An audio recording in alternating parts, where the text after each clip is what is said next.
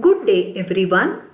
Today's session is about the definition of selection and various selection techniques that are used to select the employees. The learning objective of today's session is to enable students to know the definition of selection and various methods that are used for selecting employees. The session outcome is students would understood the definition of selection and also understood various methods of employee selection. The definition of selection is selection involves picking for hire a subset of workers from the total set, that is the population of workers who are available. Efficient selection is therefore a non-random process. Those selected have been chosen on the assumption that they are more apt to make better employees than those who have been rejected. Various techniques are used in the selection procedure. They are application blanks, interviews, and psychological tests. Selecting the new employees and classifying them as suitable or unsuitable for the job are accomplished by a variety of these techniques. So, selection decisions typically are based not on a single technique but on a combination of method. So, along with the application blanks, the interview can be conducted and a psychologist may make use of psychological tests to choose the employees. The first method in the selection procedure is the application blank. In the application blanks, the information routinely solicited on application blanks includes biographical data such as name of a person, address, education qualification, and the previous work experience. It can also cover the medical history of a person, specific skills he is possessing, and any other criminal convictions the person has experienced.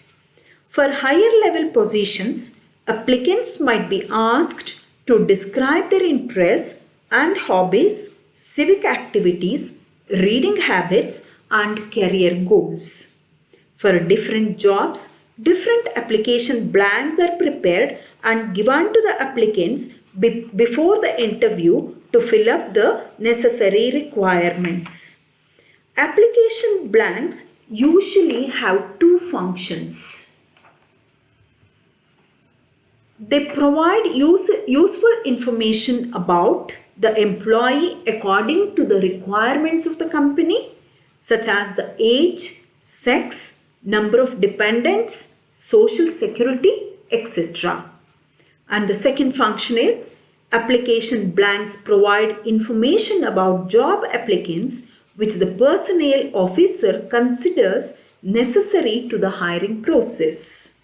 Thus, it can be held that application blank is a highly structured interview in which the questions have been formulated and standardized in advance.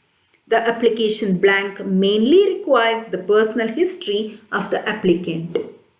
The advantages of the application blanks are response bias does not usually play a great role. Even if a person tends to bias his answers, such data is easily verified from other sources. Person's work history provides some sort of clue to the probability of successful performance on the job. The disadvantages of the application blanks is the crucial problem in the construction of employment application is deciding what type of information to be asked.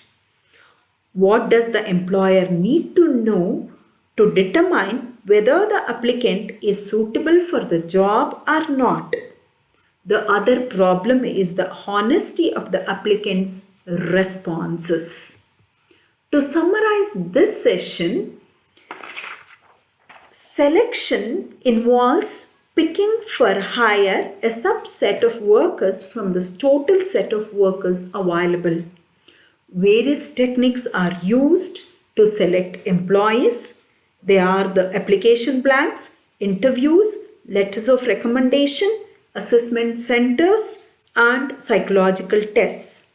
In this session, I have explained about the application blanks, which provides useful information about the job candidates that can be directly related to their probability of success on the job.